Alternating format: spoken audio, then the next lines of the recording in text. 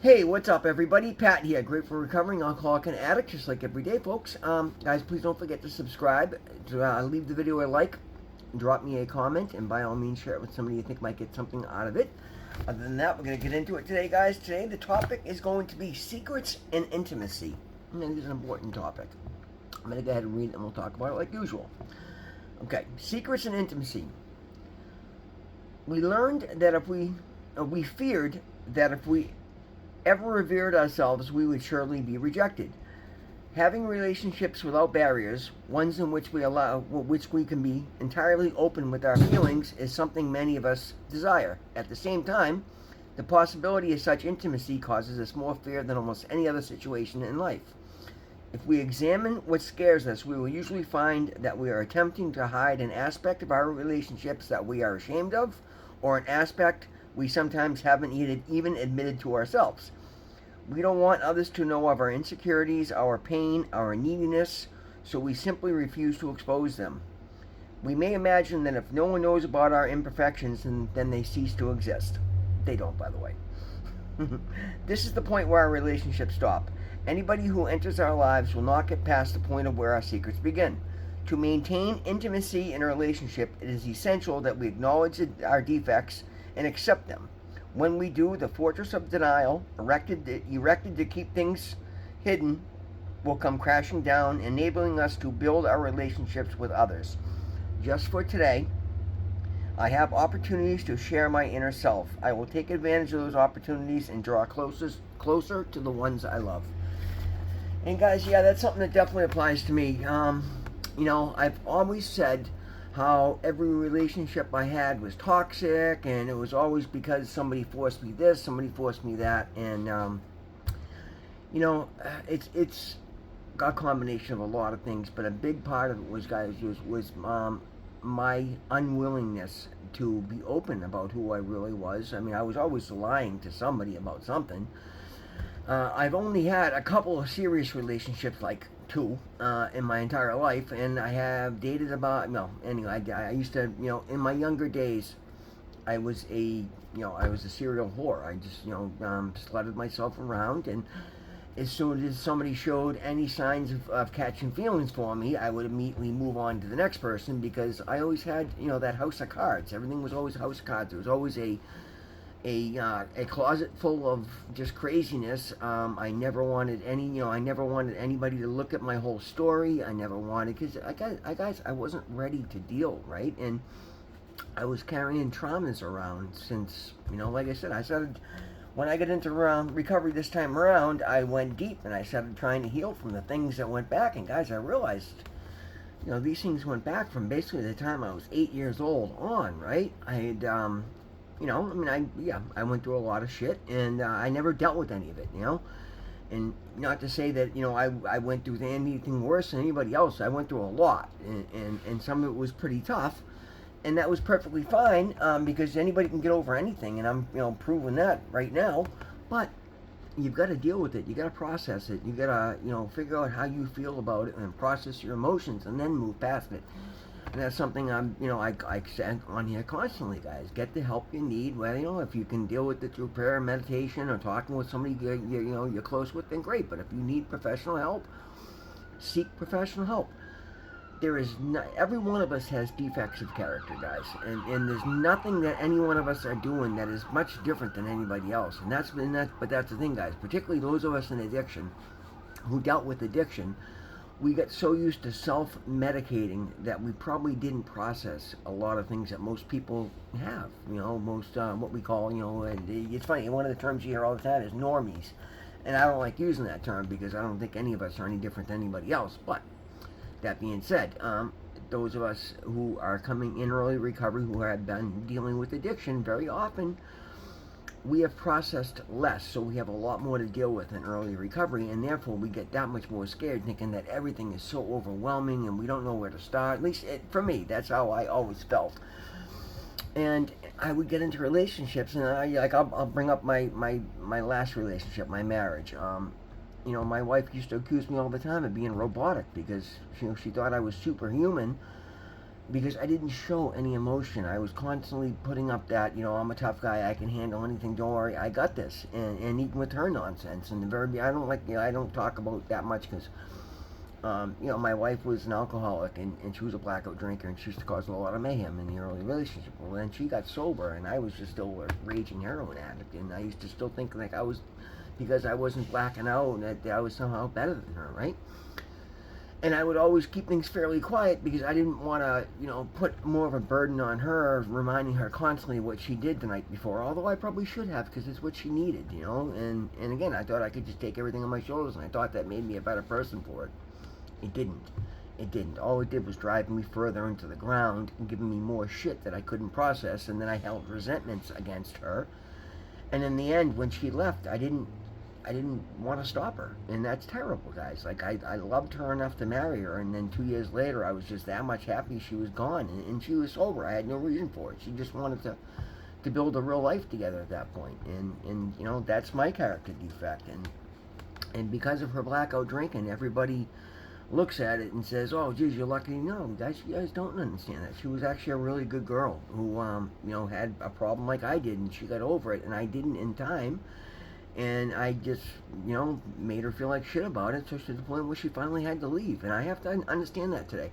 Now, that being said, and this is like, with me, it was something like that in every situation. I've never had a balanced relationship because I've never been honest in a relationship. And that's one of the things that's why I'm in no hurry to bring it on, because I put everything in my higher power hands. And when he feels that I'm ready, then I'm sure he'll bring me somewhere or bring somebody into my life. But I'm not rushing it today because I know that the next relationship I get into is going to be amazing, and it's going to be balanced, and it's going to be honest, and it's going to be positive, because I won't allow anything else in my life today, right?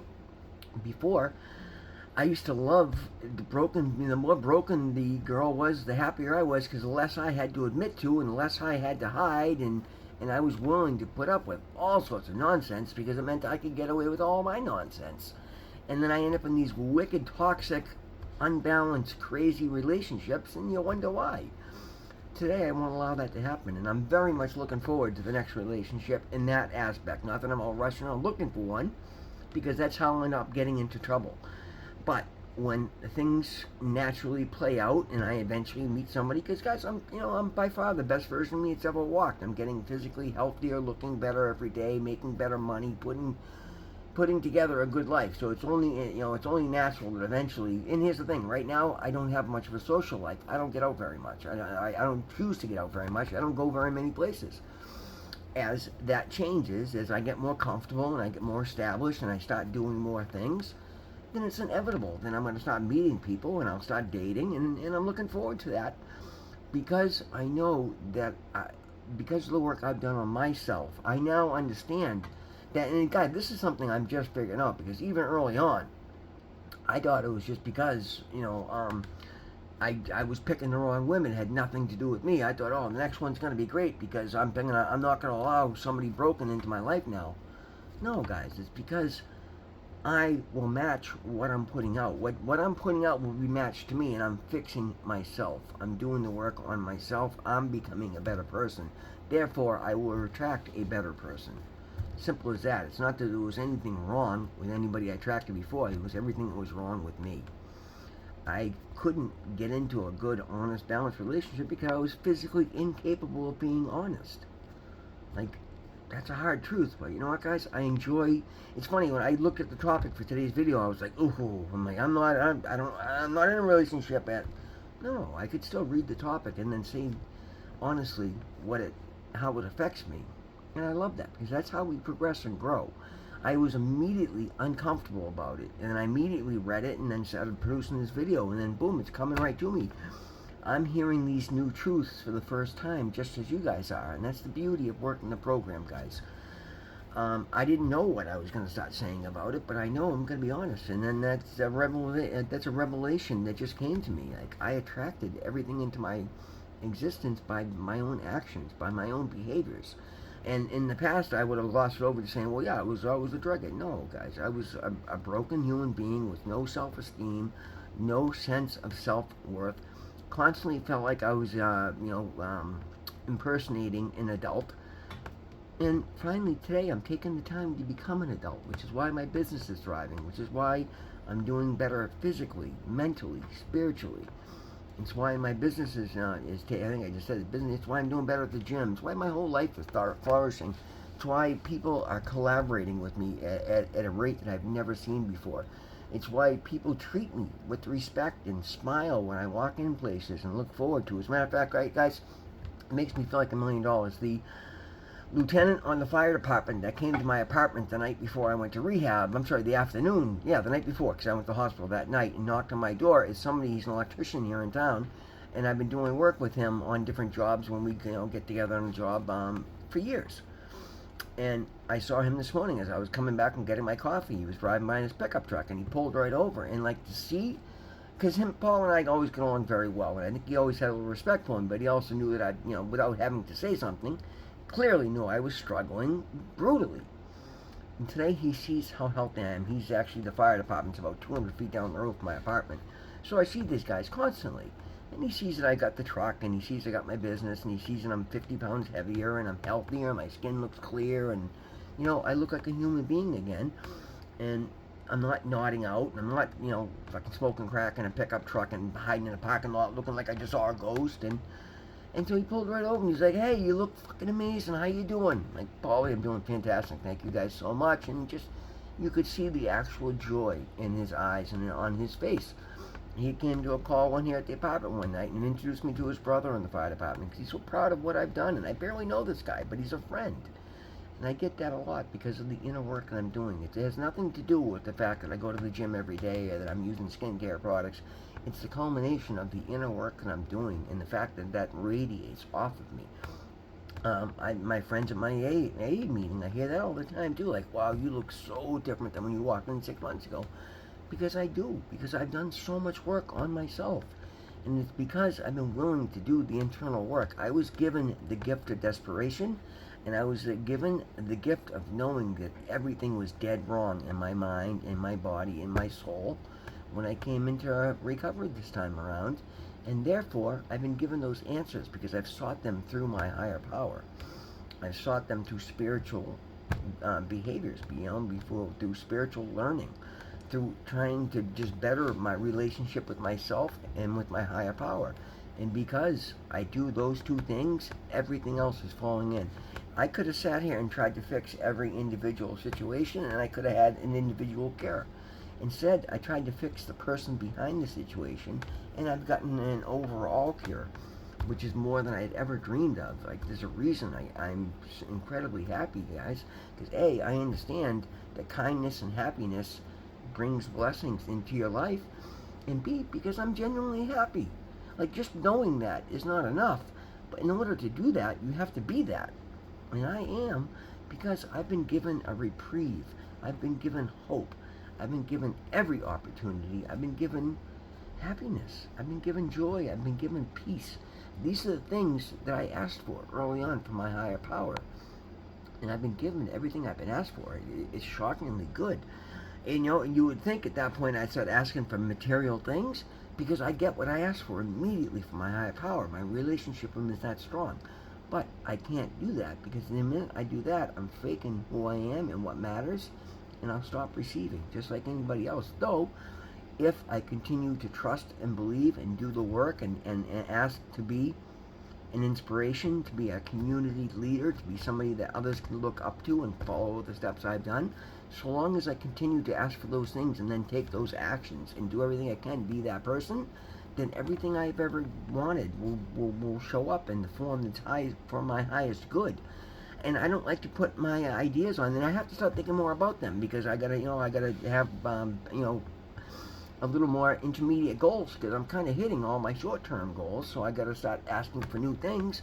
But I'm very hesitant to because I'm finding that better things come to me when I don't ask because I've given myself such little value over the years that I sell myself short on a constant basis. And although I'm getting better and I'm getting much better at asking, that's why I'm making so much more money today, guys, because I'm finally understand my worth and I charge my value, or at least most of it. I still have a ways to go, but it's shocking to me, guys. Like, literally, what I did this morning, I would have normally charged $100 for. I made $500 this morning. And that's just one job. And when you start compounding that into 25 or 30 jobs a week, it's a huge difference. And now you got an opportunity to buy a house. You've got to do the work. You've got to see the good. You've got to look at the big picture. You've got to look at everybody else's side of the view. You've got to try to help other people. Guys, you just got to be the best person you can. All of us have an internal GPS. I'm not saying that you can plug in the desk, but you can plug in what feels good and what doesn't. You can plug, and the thing is, you've got to shed all the bullshit and get to your core before you can really start looking into that. But once you do, if you follow your internal guidance, do the things that make you feel good for the right reasons, then your life will just continue to get better and better. I promise you it will. I'm living proof. Mine has. Mine has in ways that shock me, guys. I love who I'm becoming. I love my life because it's a life of expansion. It's a life of engaging with others around me. It's a life of helping other people and collaborating and receiving. One thing I was never able to do was receive, because I was just always felt I didn't deserve anything. And if you don't believe that you deserve anything, you're not going to receive anything. Today, I understand that I'm way far behind, and I'm an incredibly giving, kind, compassionate, helpful human being who works harder than most, and I deserve to receive what everybody else has got, if not more.